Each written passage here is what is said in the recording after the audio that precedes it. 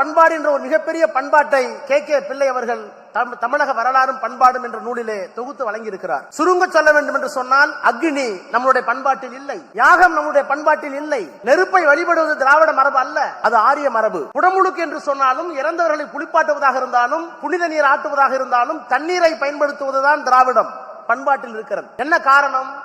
ஆரியம் குளிர் பிரதேசம் இருந்த காரணத்தினால் அவர்களுக்கு தீ தேவைப்பட்டது, நாம் வெப்ப பசத்தில் இருந்த காரணத்தினால் நமக்கு தண்ணீர் தேவைப்பட்டது. எனவே பண்பாட்டில் நீர் தொடங்கி சாப்பிடுகின்ற சாப்பாடு வரை பண்பாட்டில் திருமண முறையில் திராவிடம் தனி அடையாளத்தோடு இருந்தது. இப்படி நிலத்தில், மொழியில், பண்பாட்டில் எல்லா தளங்களிலேயும் திராவிடம் கண்டறியக்கூடிய ஒரு திடமான பொருளாக, வரலாறாக இருந்தது என்பதை நம்முடைய முன்னோர்கள் தொகுத்தார்கள். ஆனால் இன்றைக்கு என்ன சொல்லுகிறார்கள்? எது திராவிடம்? திராவிடம் இல்லை என்று சொல்லுகிறார்கள். ஆனால் திராவிடம் இல்லை என்று சொல்லுகிறவர்களே ஆரியம் இல்லை என்று சொல்லுகிறார்களா என்றால், நிர்மலா சீதாராமன் வரை ஆரியம் இருப்பதை ஒப்புக்கொள்கிறார்கள், ஆரியவர்தனம் என்று ஒப்புக்கொள்கிறார்கள்.